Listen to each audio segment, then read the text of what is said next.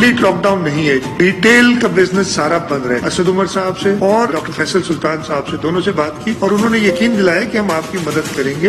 अगर election reforms करना चाहते हैं, कंसेंसस डेवलप करना पड़ता है। पूरे शहर हफ्तों बंद कर दें, ये इस मसले का इलाज नहीं है। सिंध के लोग तब्दीली चाहते हैं। 2023 में सिंध का फैसला मुख्तलिफ हो सकता है। चारों सूबों की जंजीर बेनजीर, वो पार्टी इतनी सुकड़ गई है, बाकी सूबों की तरह कश्मीर में भी उनका कोई हाल अहवाल नहीं रह गया। अगले इलेक्शन में सिंध में भी तहरीके इंसाफ गवर्नमेंट बनाए। 2023 के जो इंतखाबात हैं उनमें पीपल्स पार्टी का सिंध से भी यही हाल होगा जो कश्मीर में हुआ।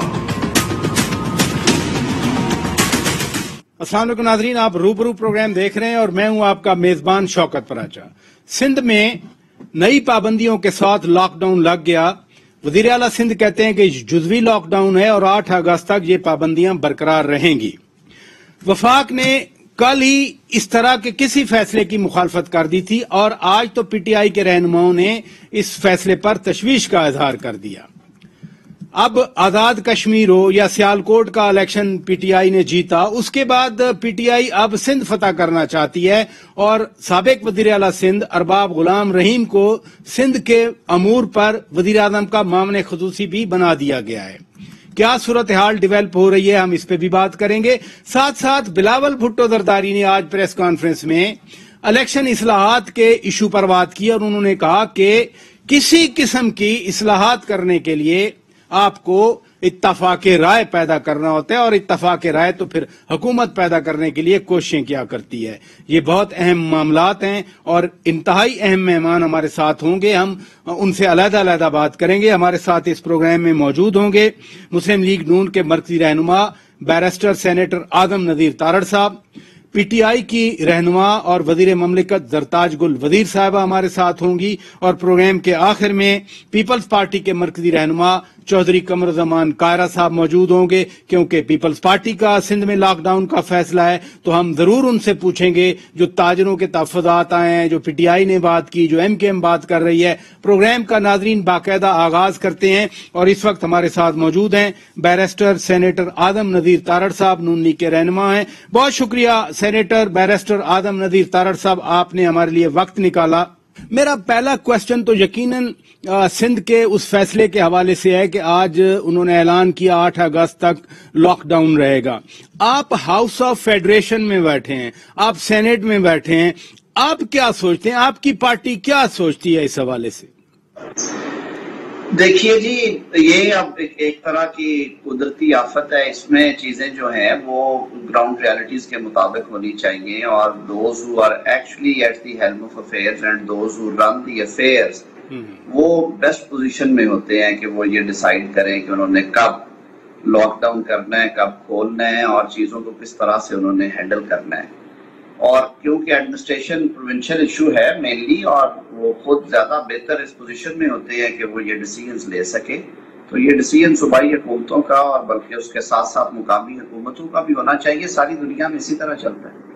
आपने बड़ा असूली मौकफ दिया, लेकिन मरकजी हुकूमत जो कि पीटीआई की हुकूमत है उनका मौकफ ये है कि चूंकि हमने कोरोना को पिछले 1.5-2 साल में एक मौसर अंदाज से हैंडल किया है जिसमें आम आदमी मुतासर नहीं हुआ और हमारी इकानमी भी चलती रही है।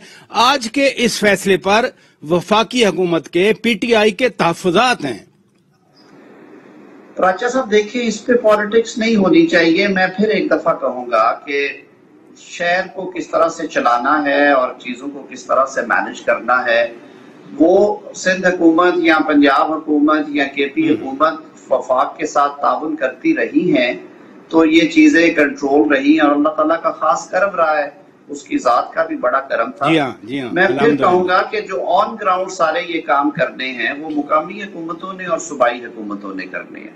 कानून भी यही है, हकीकत भी यही है। मेरे ख्याल में जो बैठे हैं वहां पे वो ज्यादा बेहतर समझते हैं कि चीजों को कंट्रोल किस तरह से किया जा सकता है और नुकसान से कैसे बचा जा सकता है। ये इसमें जिद नहीं करनी चाहिए। बड़ी अच्छी बात आपने की। आजाद कश्मीर का इलेक्शन आपकी पार्टी हारी, पीटीआई जीती, फिर सियालकोट में आपकी पार्टी प्रोविंशियल असेंबली सीट पे हार गई।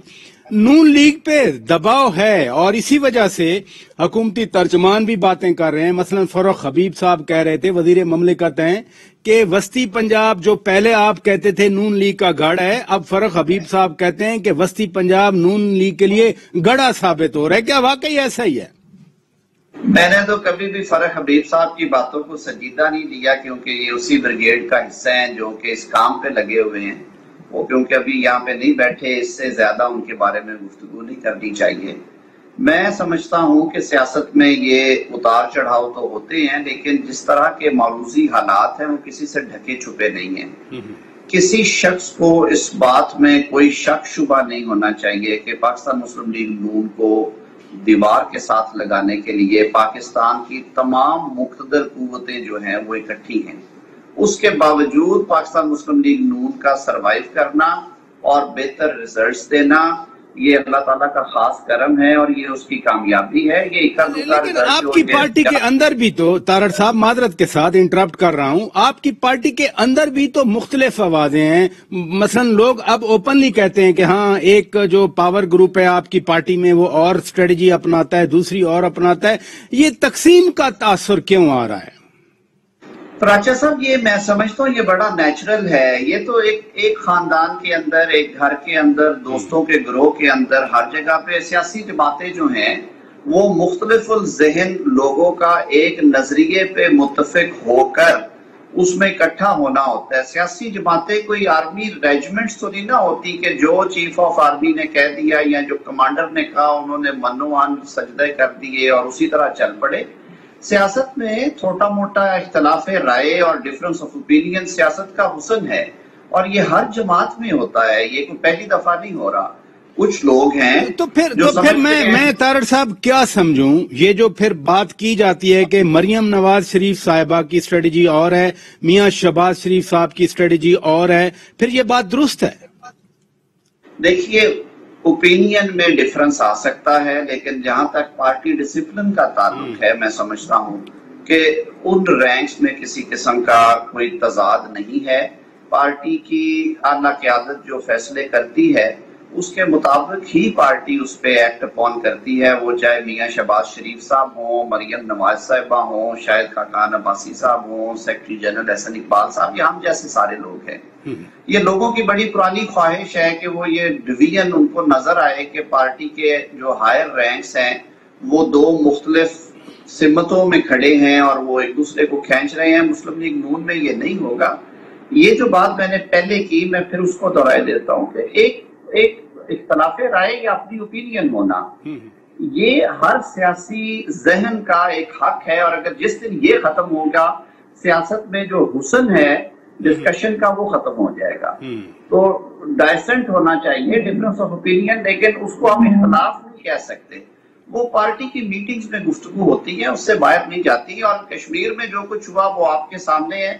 मैं तो ऑप्टिमिस्टिक हूँ। मैं तो आज भी समझता हूँ कि कश्मीर में जिसने 5 लाख से ज्यादा वोट लिए हैं उसे 6 सीटें दे दी गई हैं। जो 6 लाख से थोड़ा सा बढ़ा है उसके पास 25-26 सीटें हैं और जो 11 सीटों वाले हैं उनके वोट 5 लाख से कहीं कम है। ये वो डायनामिक्स हैं जो कि तैयार किए जाते हैं। अल्लाह बेहतर करे इस मुल्क के लिए और हम इस मुसीबत से निकले। जब तक सही मानों में ये मुसीबत से क्या मतलब, आपका मुसीबत से क्या मतलब? ये मुसीबतें हैं ना जी, इसमें कोई दूसरी राय नहीं है प्राचा साहब। देखिए, ट्रांसपेरेंट इलेक्शंस जो हैं वो एक ख्वाब बन के रह गया हमारे यहाँ। हर इलेक्शन में कहीं ना कहीं इंजीनियरिंग हो जाती है, कहीं ना कहीं तारे जो है वो पुल की जाती हैं, खींच ली जाती हैं। फिर हुकूमती तर्जमान वफाकी वजीर इत्तलात चौधरी फवाद हुसैन साहब बार बार तो कह रहे हैं कि अपोजिशन आए, हमारे साथ बैठे, इलेक्शन रिफॉर्म्स पे बात करे, नैब रिफॉर्म्स पे बात करे, या जितने भी मसाइल हैं, अपोजिशन बैठने से भी इनकारी है। आप जो बातें फरमा रहे हैं ये तासुर है, मुल्क में दुरुस्त है, लेकिन आप सेनेट में हैं, पार्लियामेंट है, पार्लियामेंट नहीं ठीक कर रहे हैं ना ये सारे काम। राजा साहब, तो अपोजिशन किस दिन भागी है? अपोजिशन ने, स्पीकर साहब ने जो कमेटी कॉन्स्टिट्यूट की है, जो इन्होंने एक दिन में 21 बिल पास किए थे, उनको रिविजिट या रिव्यू करने के लिए या उनकी नजर ثانی के लिए उसमें अपोजिशन ने अपने नुमाइंदे दिए, उसकी मीटिंग भी हुई, लेकिन अनफॉर्चुनेटली उसके बावजूद उसको एक तरफ रखते हुए सेनेट में जिस तरह से 3-4 बिल आखिरी रोज जिस दिन सेनेट का गुज़िश्ता जुमे को आखिरी इजलास था वो जिस तरह से बुलडोज किए गए और रूल्स ऑफ प्रोसीजर को सस्पेंड करके हाउस की जिस तरह से तस्दीक की गई हुकूमती बेंचेस की तरफ से, ये चीजें तो ऐसे ही है ना। अब इलेक्शन के ऊपर भी पार्लियामेंट्री कमेटी जो है ताज हैदर साहब की सरबराही में स्टैंडिंग कमेटी इन सेनेट, वो बड़ा हम उसमें अपोजिशन और हुकूमत मिल बैठ के ही उसका सारा मुआयना कर रहे हैं और उसकी शिकवार जायजा ले रहे हैं। अगली मीटिंग हमारी फिर अगले हफ्ते के इख्तिताम तक होगी। तो अपोजिशन नहीं भागी इन चीजों से, लेकिन हुकूमत को भी बड़ा दिल दिखाना चाहिए ना। पार्लियामेंट्री निजाम को, जमहूरी निजाम को चलाने के लिए बड़े दिल रखने पड़ते हैं, मुशावरत के साथ चलना पड़ता है और जो वोट है उसका ध्यान, उसकी इज्जत देना पड़ती है वोट को, उसकी वेटेज होती है। अगर आप हर जगह पे बुलडोज करेंगे तो जाहिर है फिर उंगलियां भी उठेंगी और आवाजें भी उठेंगी। सेनेटर तारड़ साहब बहुत शुक्रिया, आपने वक्त निकाला। नादरीन ब्रेक लेते हैं, ब्रेक के बाद जब वापस आएंगे पीटीआई की रहनुमा वजीर ममलिकत जरताज गुल वजीर साहब हमारे साथ मौजूद होंगी। Stay with us. Welcome back Nadreen, आप रूबरू प्रोग्राम देख रहे हैं। ब्रेक पर जाने से पहले मुस्लिम लीग नून के रहनुमा बैरिस्टर सेनेटर आदम नदीर तारड़ साहब अपनी बात कर रहे थे। अहम कौमी मामलात पर उनका नुक्ता नजर आपने सुना। आगे बढ़ते हैं, हमें ज्वाइन किया है वजीर ममलिकत जरताज गुल वजीर साहिबा ने। बहुत शुक्रिया जरताज गुल साहिबा, आपने वक्त निकाला। आज सिंध हुकूमत ने बड़ा फैसला किया। 8 अगस्त तक उन्होंने, वजीर आला सिंध कह रहे थे, जुज़वी लॉकडाउन किया, लोगों की जिंदगी उन्होंने बचानी है। आदम नदीर तारड़ कानूनदान हैं, बैरिस्टर हैं, वो कह रहे थे कि सूबाई एडमिनिस्ट्रेशन की ये जिम्मेदारी भी है, उनका हक भी है वो फैसले करें। लेकिन आपकी क़यादत, पीटीआई की क़यादत बड़ा तनकीद कर रही है, तशवीश का इजहार कर रही है, सिंध हुकूमत लोगों की जिंदगी न बचाए। थैंक यू पराचे साहब, thank you for inviting me. देखिए, जब से कोरोना की वबा दुनिया के अंदर आई है और पाकिस्तान इंतहाई एक कॉम्पिटेंट फोरम जो है एनसीओसी को बनाया और एनसीओसी में तमाम डिजास्टर मैनेजमेंट से रिलेटेड, वबा से रिलेटेड, कुदरती आफात से रिलेटेड, और फिर इसके अलावा जो है तमाम चीफ मिनिस्टर्स, तमाम हेल्थ मिनिस्टर और सेंटर के असद उमर साहब और प्राइम मिनिस्टर साहब खुद इसको देखते हैं और तमाम कलेक्टिवली जो है वो फैसले होते हैं। और एनसीओसी के फोरम को और अभी तक जो पाकिस्तान ने रिलीफ दिया है उसकी जो पेंडेमिक से लड़ने की जो एक ताकत है उसमें दुनिया का टॉप के उन ममालिक में आता है कि पाकिस्तान ने अपनी फर्स्ट, सेकंड, थर्ड वेव तमाम के साथ बड़ी जबरदस्त तरीके से निपटा है। लोग बेरोजगार भी नहीं हुए, भूखे भी नहीं मरे और कोरोना से भी निपटने की कोशिश कर रहे हैं। तो इंतहाई कॉम्पिटेंट फोरम मौजूद है। थोड़ा सा फिगर्स पे बात कर लेते हैं। इस वक्त पाकिस्तान में 2,86,00,000 लोगों ने जो है वो वैक्सीन लगवाई हुई है। ठीक है। 1,20,00,000 जो है वैक्सीन जो है पाकिस्तान के अंदर इस वक्त रखी हुई है और अगस्त में 2,30,00,000 जो है एक और खेप पाकिस्तान में पहुंच जाएगी। और कल इंतहाई शानदार कारनामा हुआ है कि पाकिस्तान में 8,67,000 लोगों की एक दिन के अंदर जो है वो वैक्सीनेशन हुई है। यानी वैक्सीनेशन हमारे पास मौजूद है, अमला हमारे पास मौजूद है। लेकिन जरा फिगर मैं आपको बताना चाहती हूँ, आप बहुत हैरान होंगे पराजा साहब कि 1,55,00,000 पंजाब के अंदर लोग वैक्सीनेट हुए हैं, सिंध के अंदर सिर्फ 60 लाख। ये क्या चीज शो कर रही है? ये शो ये कर रही है कि सिंध हुकूमत जो है वो स्लीपिंग मोड पे है, सो रही है, इनकॉम्पिटेंट है, क्योंकि इनके घरों में पैसे भी पड़े हुए हैं, इनके पास जो है वो फूड सप्लाई चेन भी मौजूद है। ये चाहते हैं कि न डीसी काम करे न एसी काम करे। और उनकी जो हेल्थ मिनिस्टर है अजरा पही, जो शायद उनका काम है, काश के वो डॉक्टर यास्मीन राशिद से कुछ सीख लेती कि डॉक्टर यास्मीन राशिद जो कि इंतहाई बीमार है, एक तरफ कीमोथेरेपी करवा के आती है, दूसरी तरफ इंतहाई कॉम्पिटेंसी से पंजाब में लड़ रही हैं। आप ब्रॉडर बातें कर रही हैं, दुरुस्त हैं, लेकिन वो जो फिगर देते हैं कि 25% से 30% कोरोना का रेट हो गया और दुनिया भर में ये प्रैक्टिस रही कि जहां रेट बढ़ा वहां लॉकडाउन किया गया। तो अब तो एक हफ्ते का लॉकडाउन उन्होंने ऐलान कर दिया है। मुराद अली शाह साहब कह रहे थे कि हमें असद उमर ने और डॉक्टर फैसल सुल्तान ने मुकम्मल तामुन का यकीन दिलाया है। देखिए पराजा साहब, इवेंचुअली तो जारी बात है सुबह ने खुद अपना अमल करना है।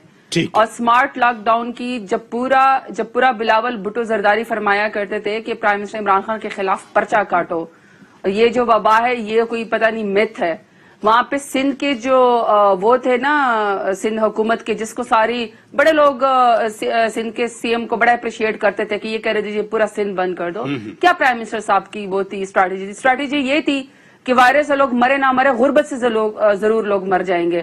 60% آبادی آلریڈی غریب اور 25% لوگ غربت کی لکیر سے نیچے رہتے ہیں. جب 260 ارب کا احساس کیش پروگرام ریلیف دیا گیا تھا تو اس میں 33% سندھ کو کور کیا گیا تھا. وہاں پہ جب آپ این سی او سی کے ساتھ سنکرونائز نہیں کرتے، فیڈرل گورنمنٹ نے تو آپ کے ساتھ یہاں پہ ہیلپ ہی کرنی ہے نا، چاہے وہ اسکولوں کے ساتھ ایس او پیز ہوں. یعنی کہ میرا مقصد کیا ہے؟ میرا مقصد یہ ہے کہ جب پنجاب بڑی آبادی والا صوبہ عمل اس کے اوپر کر رہا ہے، اس وقت گھر گھر موبائل وینس پہنچی ہوئی، جس طرح پولیو کی کیمپین ہے اس طریقے سے واک ان جو ہے اس وقت آپ گاڑی میں بیٹھ کے ویکسینیشن کرواتے ہیں پنجاب کے اندر. میں صرف یہ کہنا چاہتی ہوں کہ چونکہ ان کے پاس پیسے موجود ہیں، ان کے پاس جو ہے انہوں نے تو چونکہ منی لانڈرنگ کی ہوئی ہے، ان کے پاس تو ملک کے کرپشن کے انتہائی پیسے موجود ہیں، ان کو کیا فرق پڑتا ہے کہ آپ غریب عوام کی زندگی کو بند کر دیں؟ اچھا ابھی دیکھیں نا کورونا ہے، ان کی حکومت نے ایس او پیز پہ کروائی ہوتی تو آج یہ دن نہ دیکھنے پڑتے. ابھی کورونا ہے، ابھی کورونا کا ریٹ بڑھ گیا، واٹ ایور ریزن جو آپ سائٹ کر رہی ہے، کورونا بڑھ گیا، بیماری ہے، پھر افغانستان کی صورتحال کی وجہ سے پاکستان پر دباؤ بھی ہے. ان حالات میں وزیر اعظم عمران خان سندھ کا دورہ کرنے جا رہے ہیں، اور پہلے جو اطلاعات تھیں کہ شاید اگست کے فرسٹ ویک میں وہ دورہ کریں گے، اب تو وہاں لاک ڈاؤن ہو گیا پورے سندھ میں 8 اگست تک. تو کیا ان حالات میں واقعی پولیٹیکل ٹسل لینی چاہیے، جانا چاہیے وہاں پر، دوسروں کو ناراض کرنا چاہیے، کیا کرنا چاہیے؟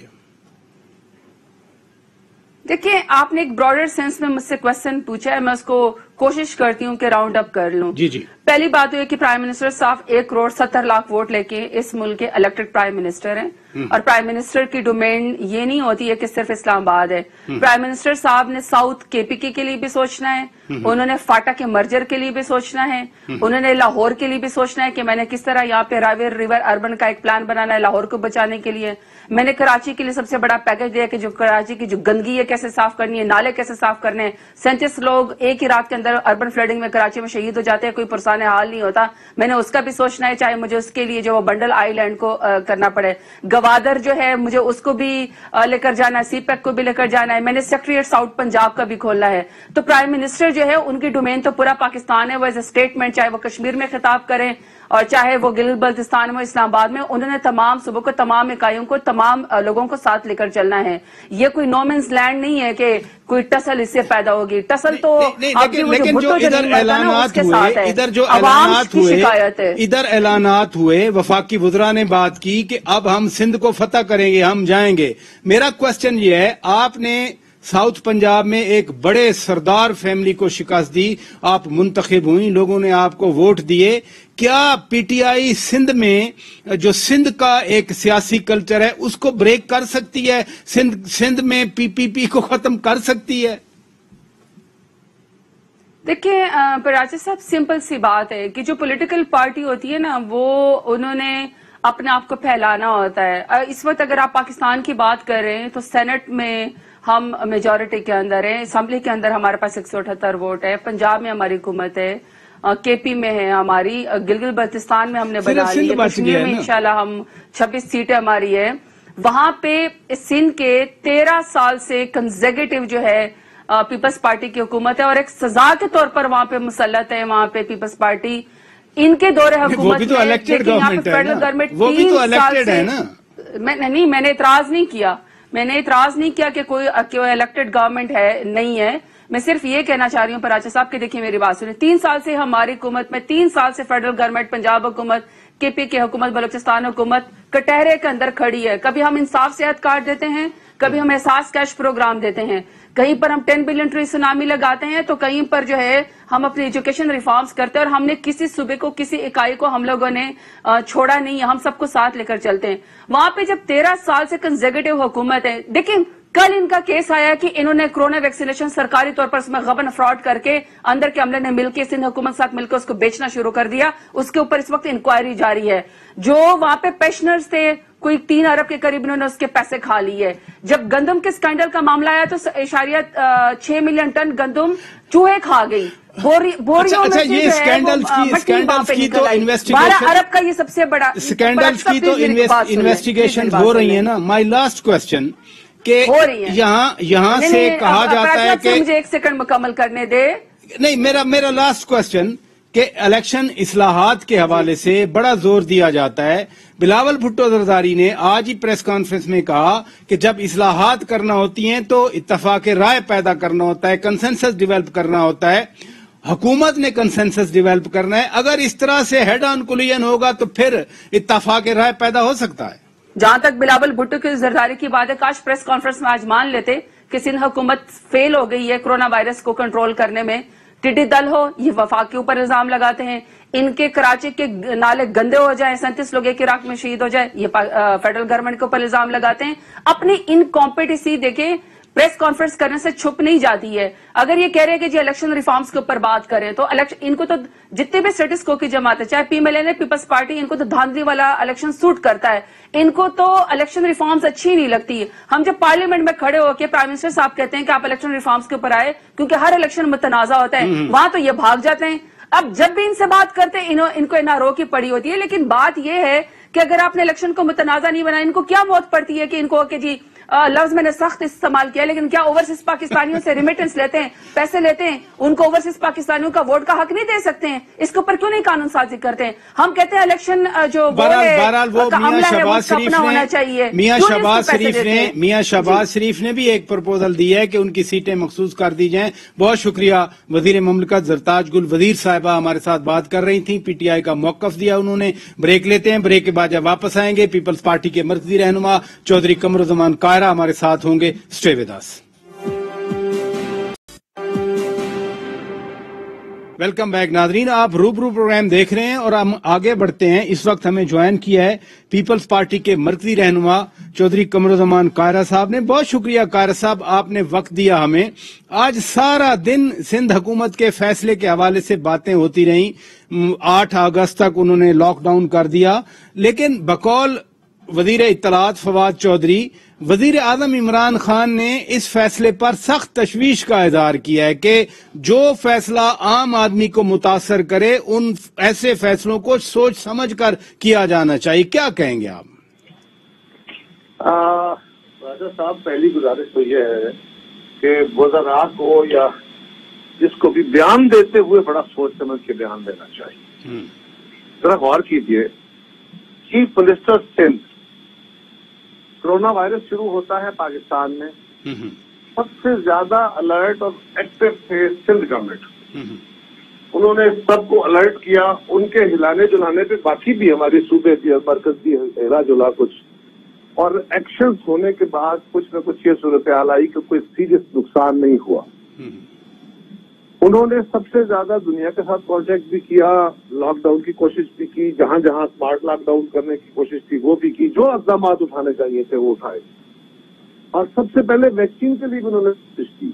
आज वजीर आजम साहब के इस बयान के बाद तो यूं लगता है कि वो ये कह रहे हैं कि सिंध हुकूमत को या चीफ मिनिस्टर सिंध को या पीपल्स पार्टी को तो लोगों की जिंदगी से कोई ताल्लुक नहीं है, वो तो लोगों को तकलीफ देना चाहते हैं। और वजीर आजम साहब और उनकी जमात जो है ये पाकिस्तान के लोगों को आसानियां तकसीम करना चाहते हैं। बहुत बहुत फख्र है उनके लिए।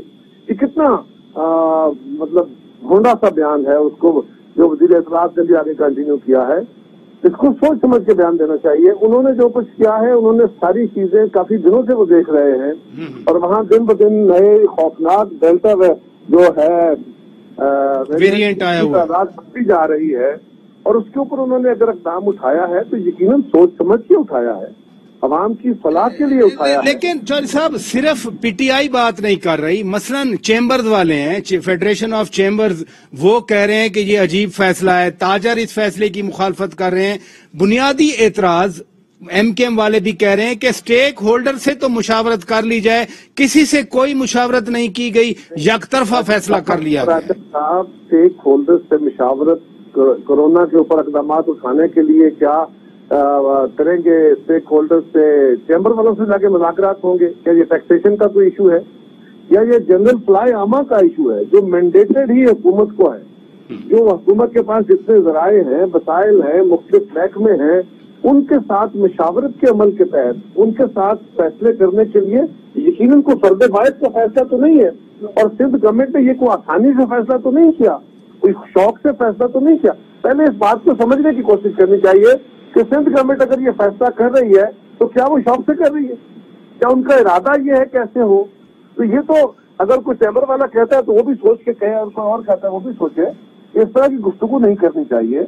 हाँ, अगर आप समझते हैं कि इसके अलावा कोई रास्ते थे या हैं, अगर एक हफ्ते के लिए उन्होंने ये इक़दाम उठाया है कि डेल्टा वेरिएंट जो है ये बहुत तेजी से फैल रहा है और 34, 35, 37% की अगर रेशो आ गई है और ये इंक्रीजिंग ट्रेंड में है, तो फिर उसके ऊपर बहुत एहतियात करने की जरूरत है।